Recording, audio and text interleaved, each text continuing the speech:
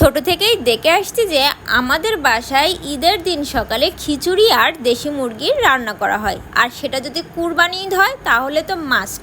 তবে আমার শ্বশুরবাড়ি সেই সিস্টেমটা একটু অন্যরকম। আমার শ্বশুরবাড়ি সকাল সকাল পরোটা এবং সিমাই রান্না করা হয়, যেটা খেতে আমার বেশ ভালো লাগে। আম্মুদের বাসায় যেমন খিচুড়ি খেতে আর মুরগির মাংস খেতে পছন্দ করতাম, তেমনই আমার শ্বশুরবাড়ি আসার পরে এই আইটেমটা খেতেও আমার খুব বেশি পছন্দ হয়।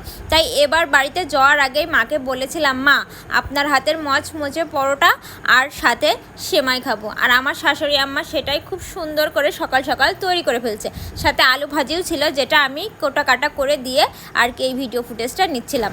ওদিকে আমাদের কুরবানির গরুটাও জবই হয়ে গিয়েছিল, সেখানেও কাজকর্ম চলছিল। তাই আমি দুই দিকে একসাথে মেনটেন করার চেষ্টা করছিলাম। যেহেতু আমাদের বাসায় তেমন কোনো লোক নেই, মানে গ্রামের বাড়িতে সবাই আমরা বাইরে থাকি, তো ঈদের সময় সবাই এক জায়গায় হয়, যার কারণে সবার সাথে কথাও বলতে হয়। সব মিলিয়ে খুবই ব্যস্ততার দিন যাচ্ছিল, যার কারণে আমি ঈদের দিন কোনো রকম ভিডিও আপলোড করিনি। আর একটা ঘটনা আজকে আপনাদের সাথে শেয়ার করছি। ঈদের দিন আমি গ্রামে সবাইকে মাংস টাংস দিয়ে সব কিছু মেনটেন করে কিছু মাংস নিয়ে চলে এসেছিলাম আমার শহরে, যেখানে আমি থাকি কালীগঞ্জ।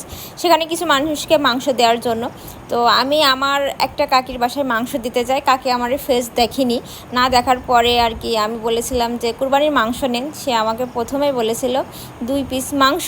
তখন আমি বলেছিলাম মাংসটা একটু ধরে দেখেন।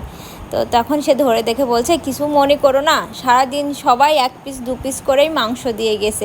সবাই কিন্তু আস্তে আস্তে গরু কুরবানি করে 1 পিস 2 পিস করেই মাংস দিয়ে গেছে।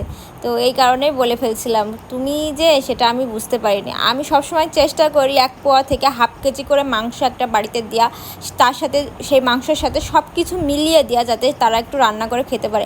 আগের বছর আমি যেহেতু 1 পোয়া করে মাংস দিয়েছিলাম, এবছর আমি চেষ্টা করেছি হাফ কেজি করে এক ঘরে মাংস দেওয়ার। আলহামদুলিল্লাহ, আল্লাহ সেই তৌফিক আমাকে দিয়েছে আপনাদের সবার দোয়ায়। আর আপনারা যারা বলছেন না অনলাইন জগতে এসে আর কত কি দেখতে হবে, ভাই ভালো কিছু করলে সেটা যদি দেখানো হয়, সেটা থেকে যদি আপনারা উৎসাহ পান আর সেই কাজটা যদি আপনারাও করার চেষ্টা করেন, তাহলে কি হবে জানেন, সমাজে আর কেউ না খেয়ে থাকবে না, অভুক্ত মানুষ খুঁজেই পাওয়া যাবে না। বুঝেছেন?